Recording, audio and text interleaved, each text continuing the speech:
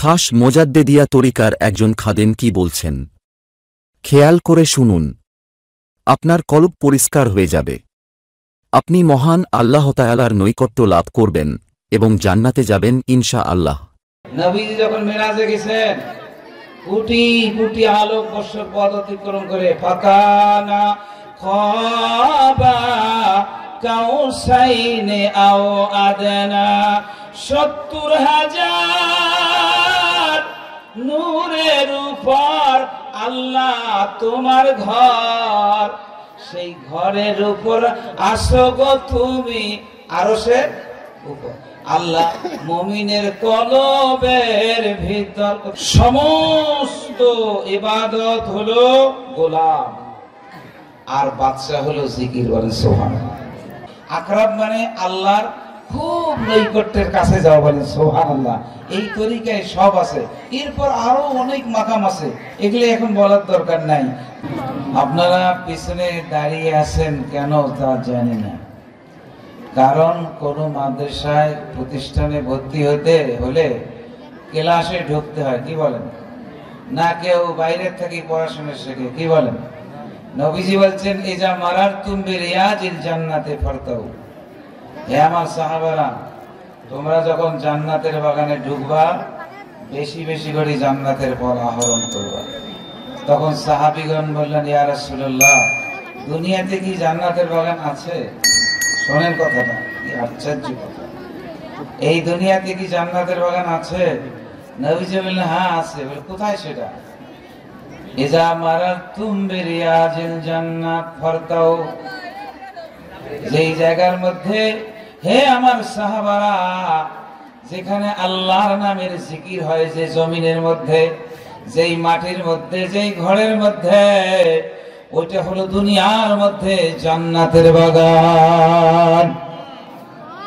তাহলে দুনিয়াতে কি জান্নাতের বাগান আছে না নাই? আপনারা কেউ বেহেশতে গেছিলেন কখনো? কেউ গেছিলেন? আমি গেছিলাম। তাহলে হুজুর এটা কেমন কথা? আমি বেহেশতের বাগানে অনেকক্ষণ বসেছিলাম। ওই বাচ্চাটা আবার হাসতেছে, বলে হুজুর এটা কি কয় কথা? আমার মানুষকে হায়াত দশায় বেহেশতে যায়, কিন্তু আমি বেহেশতের বাগানে বসেছিলাম, অনেকক্ষণ বসেছিলাম, কয়েকদিন। নবীজি বলেন আন আবি হুরায়রা রাদিয়াল্লাহু তাআলা আনহু আনিন নবী ইসলাম ক্বালা মা বাইনা বাইতি ওয়া মিম্বারি রাউজাতুম মির রিয়াজিল জান্নাত। আমি যখন মদিনায় গেলাম, আমার দয়ার নবী বলে আমি যে ঘরে ঘুমাইতাম, আর ওই ঘর থেকে হেঁটে হেঁটে আমার মসজিদের নববীতে আমি যাইতাম, আমার কদমের ধুলার কারণে, আমার পায়ের বরকতের কারণে এই জায়গাটা জান্নাতের বাগান সমূহের মধ্যে একটা বাগান হয়ে গেছে। ঠিক না বেটে? আমি যখন সোনার মদিনায় গেলাম, আমার নবী কি মিথ্যা কথা বলছেন? সেই জান্নাতের বাগানে বসে বসে দোয়া করলাম। তাহলে কি আমি জীবন দশায় জান্নাতের বাগানে বসছি না নাই বসে? বলেন কি বসছি না নাই বসে? এখন আপনারা ওই যে মদিনায় ৩,০০০ মাইল দূরে গেলাম প্লেনে চড়ে, ১,৮০,০০০ টাকা খরচ করে, আপনারা কয় টাকা খরচ করে এখানে বসছেন? কয় টাকা বলেন ভাই? পেছনে যারা দাঁড়িয়ে আছেন একটু আসেন না, একটু কথাবার্তা বলি। পেছনে আসেন, আসেন, ভেতরে আসেন। নবীজি বলছেন ওই আরব দেশ না, মদিনা না, যেই জায়গা দুনিয়ার যে কোনো প্রান্তে যেখানে আল্লাহর জিকির হবে, আল্লাহর কথা হবে, আল্লাহর মাহফিল হবে, ওই জায়গাটা দুনিয়ার মধ্যে জান্নাতের বাগান। বলেন সুবহানাল্লাহ। তাহলে আপনারা জান্নাতের বাগানে আছেন না নাই? বেহেশত বড় না মাহফিল বড়? বলেন কোনটা বড়? আপনার তো চিন্তায় পড়ে গেলেন, হুজুর বড় বিপদ হয় না বললাম, কোনটা বড় কইয়ে আবার কোন ভুল হয়ে যায়, আছে না? আচ্ছা, বেহেশত বড় না এই মাহফিল বড়? উত্তরটা শোনেন। এই মাহফিলে কার কথা হইতেছে? জোরে বলেন কার কথা হইতেছে? তাহলে জান্নাতটা কার? তাহলে যে জায়গায় আল্লাহর কথা হয় সেটা জান্নাতের চেয়ে বড় না? কি বলেন? এই জায়গাটা বেহেশতের চেয়ে দামি, বলেন সুবহানাল্লাহ।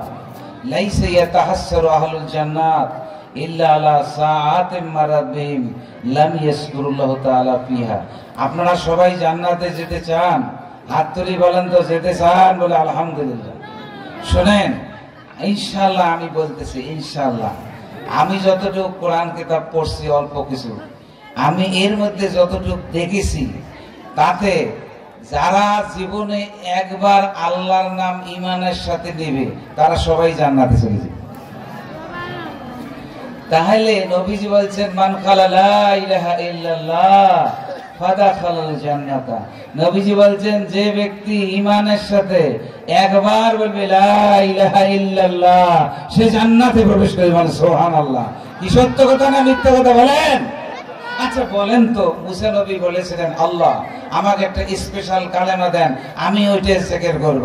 আল্লাহ বললেন, স্পেশালের দরকার নাই, যে কালেমা আছে লা ইলাহা ইল্লাল্লাহ এইটাই জপো।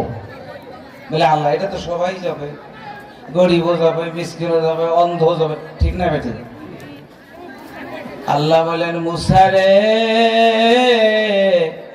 তামাম দুনিয়া যদি এক পাল্লায় দাও, আর আমার লা ইলাহা ইল্লাল্লাহ কালেমা এক পাল্লায় দাও, তুমি দেখবা আমার কালেমার ওজন বেশি হইয়া গেছে। কি ঠিক না বেটি বলেন? যে ব্যক্তি এই কালেমাটা একবার পড়বে, সেই লোকটার ওজন কত হলো?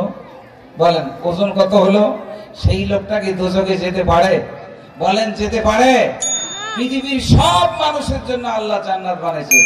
সে মুশরিক হোক, সে কাফের হোক, সে বেদিন হোক, সে যে কোনো ধর্মের লোক হোক, পৃথিবীর যতটা মানুষ আসবে, যতটা মহিলা পুরুষ আসবে, সবারই জন্য আল্লাহ 10টা করে জান্নাত বানাইছেন। বলেন সুবহানাল্লাহ। এখন বলবেন, তাহলে আর মুসলমান হয়ে লাভ কি? তাহলে যে কোনো ধর্মের লোক হলে তো বেহেশতে যাওয়া যায়, ঠিক না? আল্লাহর নবী বলেন, হে দুনিয়ার মানুষ, ওই সমস্ত মানুষ জান্নাতে যেতে পারবে না যার কলবে ঈমান থাকবে না। তারা বেহেশতে যেতে পারবে না যাদের ঈমান থাকবে। লা ইলাহা হলো জান্নাতের চাবি। বলে সুবহানাল্লাহ। লা ইলাহা হৃদয়ের চাবি, কলবের চাবি, কলবের তালা। আল্লাহু মাফতা আকফালা কুলুবনা বিযিকরিকা। নবীজি নিজে দোয়া করতেন, আল্লাহ আল্লাহ তোমার জিকির দিয়ে আমার কলবের তালাগুলো খুলে দাও। বলেন সুবহানাল্লাহ। কলবে অনেক তালা আছে। কলব, রূহ, শের, কপি, আকফা, নফস, সুলতান আসকারের 4টে দরজা, আগুন, পানি, মাটি, বাতাস, তারপর ফানাফে শেখ, ফানাফে রসুল, আকরাবিয়াতের 4টে ইয়া আছে, হাল আছে। আকরাব মানে আল্লাহর খুব নৈকট্যের কাছে যাও। বলেন সুবহানাল্লাহ। এই তরিকায় সব আছে। এরপর আরো অনেক মাকাম আছে, এগুলো এখন বলার দরকার নাই। যে ব্যক্তি লা ইলাহা ইল্লাল্লাহ পড়বে, তার মনের তালা খুলে যাবে। বলেন সুবহানাল্লাহ। আর জান্নাতের সামনে আপনারা কি যেতে চান? বলেন, জান্নাতের সামনে যাবেন? যাবেন? যাবেন সবাই? বলেন, যাবেন?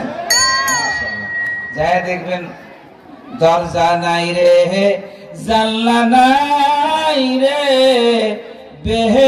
বেহেশতের কোনো ফাঁক নাই, দরজা নাই, কিচ্ছু নাই। কিভাবে যাবেন? বিশাল বিশাল প্রাচীর, 500 মাইল লম্বা। এতে ঢুকতে পারবেন?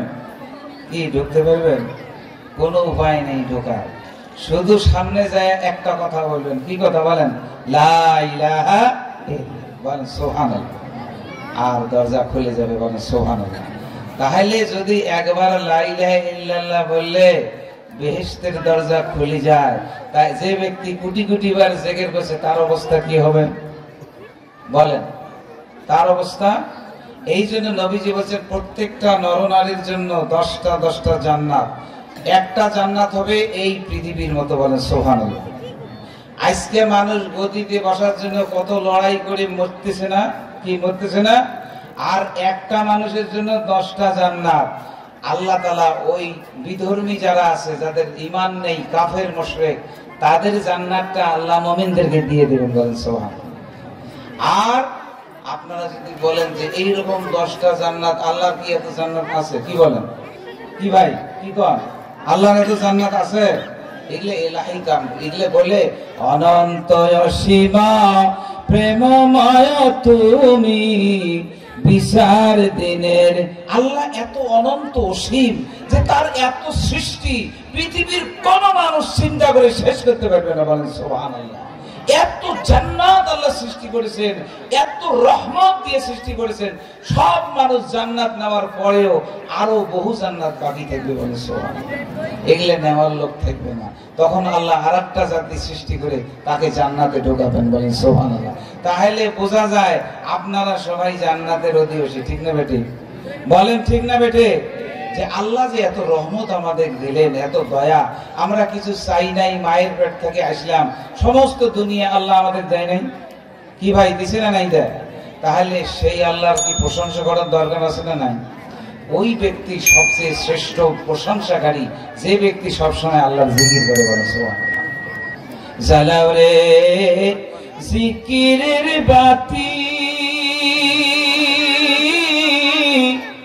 মুমিন তোর কলবের ভিতর, তারপরে ঘুমায়া যাও রে কবরের ভিতর। জিকির গাড়ির কবর কি হবে জানেন? জিকির গাড়ির কবর আসমানে উঠতে থাকবে। বলেন সুবহানাল্লাহ। জিকির গাড়ির কবর নূরান্বিত হয়ে যাবে। এই বাহাউদ্দিন নকশবন্দ রহমতুল্লাহ তরিকার নাম হলো নকশায়ে নকশবন্দ। এই তরিকার প্রথম সবক করো রুহু শের কপি আকফা নফস সুলতান আসকার। এই পর্যন্ত যদি যান এবং মারা যান, তাহলে মাথা থেকে পা পর্যন্ত কোটি কোটি জিকির হতে থাকবে। বলেন সুবহানাল্লাহ। আর সমস্ত কবরটা আল্লাহ আল্লাহ জিকির করতে করতে আসমানে উঠতে থাকবে। বলেন সুবহানাল্লাহ। তাহলে জিকির করে মরবেন না, জিকির ছাড়া মরবেন, কোনটা বলেন? এখানে কি এমন লোক আছেন, মহিলা পুরুষ, যে মরবেন না এমন কেউ আছেন? এমন কেউ আছেন? কুল্লু নাফসুন যায়িকাতুল মাউত, মউত কাসান কুল্লু নাসুন সারিবাও, কবর বাইতুন কুল্লু নাসুন দাখিলু। ইনশাআল্লাহ আমি কোরআন পাকে হাদিসের মধ্যে যতটুকু পড়েছি আর কি, যতটুকু পড়েছি তার মধ্যে সবচেয়ে শ্রেষ্ঠ ইবাদত বলা হয়েছে আল্লাহর জিকির। বলেন সুবহানাল্লাহ। সর্বশ্রেষ্ঠ ইবাদত কোনটা? সবাই বলেন তো কোনটা? মিরকাত শরীফে বলা হয়েছে ফাইন্না যিকরা হুয়াল মাকসুদ ওয়া সায়রুল আমালে সায়রু ইলাইহি। সমস্ত ইবাদত হলো গোলাম, আর বাদশা হলো জিকির। বলেন সুবহানাল্লাহ। বাদশা হলো জিকির। জিকিরটা কি? জিকির মানে আল্লাহ নিজে। বলেন সুবহানাল্লাহ। যদি আল্লাহ আল্লাহ আল্লাহ বলি না, আমরা আল্লাহ আল্লাহ বলি না, আল্লাহ বলেন বান্দা বান্দা বান্দা। বলি সুবহানাল্লাহ। ফাসকুরুনি আসকুরুকুম। আমার বান্দা, তুমি যখন আমার জিকির করো, আমি ওই আরশেও থাকি না, ওই আসমানে থাকি না, তোমার কুড়ে ঘরে, তোমার বিছানায়, তোমার শিয়রে আমি সারা রাত বসে তোমাকে পাহারা দিই। বলেছো শয়তান, জিন শয়তান, মানুষ শয়তান, ইবলিস শয়তান, খান্নাস শয়তান, নফস শয়তান, দুনিয়া শয়তান, ধোঁকাবাজ শয়তান, কুবুরবৃত্তি শয়তান, সমস্ত শয়তান থেকে আমি তোমাকে হেফাজত করি। বলেন সুবহানাল্লাহ। তাহলে কি জিকির করার দরকার আছে না নাই? জোরে বলেন আছে। তাহলে জিকির করার যদি দরকার থাকে, তাহলে আপনারা কি জিকির করতে পারেন? ভালো করে বোঝেন কথাটা। আমরা তো এখানে যে জিনিসটা বোঝেন না এটা বলবো না, কারণ আপনারা আমরা কেউই নিজে নিজে জিকির করতে পারবো না। এর একটা বিধান আছে, একটা সিস্টেম আছে, এর একটা মেথড আছে, এর একটা তরিকা আছে। তরিকা ছাড়া আপনি জিকির করতে পারবেন না। মনে করেন যে রাস্তাটা আপনি কোনোদিন দেখেনই নাই, চেনেন না, ওই রাস্তা দিয়ে চলতে পারবেন কি ভাই? পাবেন? এই অন্তর্জগতে অনেক রাস্তা আছে। বলেন সুবহানাল্লাহ। এটা আমরা চিনি। বলেন চিনি। ইসলাম খালি বলি ইসলাম, ইসলামের তিনটে স্তম্ভ, একটার নাম হলো ঈমান। বলেন কয়টা? ঈমানের শাখা হলো 72টা। কয়টা? আর আরেকটার নাম হলো ইসলাম। ইসলামের স্তম্ভ হলো 5টা। কয়টা? কালেমা, নামাজ, রোজা, হজ, যাকাত। ঠিক আছে? তার উপর মানে এই একটা স্টেপ, এটার পর আরেকটা স্টেপ, তারপর আরেকটা স্টেপ, ওই স্টেপটার নাম হলো ইহসান। বলেন সুবহানাল্লাহ। ইহসান বলেন, সেটার নাম কি? বুখারী শরীফের 50 নম্বর হাদিস দেখেন, এখানে আছে মাল ইহসান আন তা'বুদুল্লাহ কান্নাকা তারাহু ফাইন লাম তাকুন তারাহু ফাইন ইয়ারাক। ইহসান হলো ওই জিনিস, হে বান্দা বান্দীরা তোমরা শোনো, তোমরা যখন নামাজ রোজা করবা, হজ যাকাত করবা, ইসলামের বিধান নামাজ রোজা পড়বা, তারপরে যাকাত দিবা, রোজা করবা, এর ভেতর একটা জিনিস আছে, সেটা নাম হলো জিকির আর মুরাকাবা। এইটা যদি করো তাহলে এই দুইটা স্তর পার হয়ে তুমি ইহসানে চলে যাবে। কোথায় যাবেন? ইহসানে যখন যাবেন তখন এমন হাল হবে, নবীজি বলছেন তোমার এমন হাল হবে যখন তুমি নামাজ পড়বে যেন তুমি আল্লাহকে দেখতে পাইতেছো। কাকে দেখা যাবে বলেন? নামাজে কাকে দেখা যাবে? নবীজি যখন মেরাজে গেছেন, কোটি কোটি আলোক বর্ষর পথ অতিক্রম করে ফাকানা খাবা কাউসাইনে আও আদনা, 70,000 নূরের উপর আল্লাহ তোমার ঘর, সেই ঘরের উপর আসো গো তুমি আরশের উপর।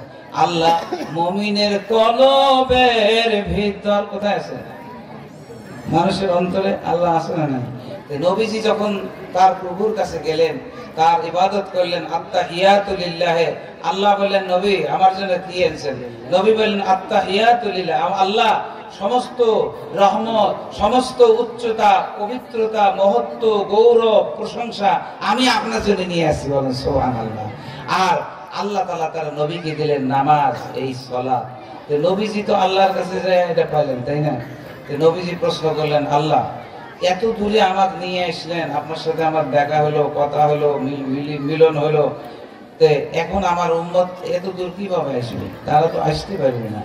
আল্লাহ বলে দিলেন সাফ যে তোমার উম্মতকে এত দূর আসতে হবে না, ওই নামাজ পড়লে ওইখানে আমার সাথে দেখা হবে। সুবহানাল্লাহ। তাহলে নামাজটা কেমন পড়বেন? আল্লাহু আকবার, নামাজ কেমন পড়ি বলেন? কেমন বললাম না? এটা নামাজ পড়ি কি না পড়ি? এই নামাজ পড়লে কাজ হবে? এক লোকের নাকি বাজারে 4টে দোকান, প্রত্যেক দিন বেচারা দোকানদার বাজারে জোহরের নামাজ কয় রাকাত বলেন তো? জোহরের নামাজ কয় রাকাত? প্রত্যেক দিন হুজুরের পেছনে নামাজ পড়ে। একদিন হঠাৎ আল্লাহু আকবার, তো হুজুর তো একদম লাভ মারিস, কি আজ চাকরি আমার শেষ, নামাজ পড়তে ভুল হয়ে গেছে। সবাই বলতে যে আপনি যে তাকবীর দিলেন, নামাজ কোথায় ভুল হয়েছে? বলে নামাজ তো ভুল হয়েছে হুজুর। বলে কি? প্রত্যেক দিন আমার 4টে দোকানের হিসাব আমি মিলাই, আজকে 3টে দোকানের হিসাব মিলেছি আর আপনি সালাম ফিরিয়ে দিচ্ছেন। তাহলে আপনার নামাজ ভুল হলো না হলো কি? এইরকম হয় কি না? নামাজ যখন শুরু করি, এই নামাজ পড়ে সে মনে মনে চিন্তা করতেছে, বউ কি পাকাইলো, ছেলেটা স্কুল গেল কিনা, ঠিক মতো কি কাজ হলো কিনা, অমুক রাস্তায় 2টে মহিলা দেখলাম, অমুক সময় সিনেমা দেখছি, অমুকের আম চুরি করছি, আসসালামু আলাইকুম রহমতুল্লাহ, আসসালামু আলাইকুম। এগুলা নামাজ হয় না না হয় বলেন?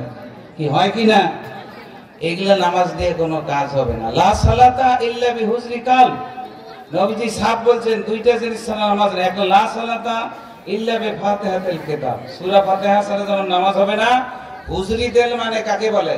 তুমি যেখানে নামাজ পড়তেছো, ইন্নী ওয়াজহাতু বলে যেখানে দাঁড়াইছো, ওইখানে তোমার দেহের সাথে তোমার রুহুটাও রাখতে হবে। তার মানে তোমার দেহের বাইরে যদি রুহু চলে যায়, ওই নামাজ হবে না। কেন হবে না?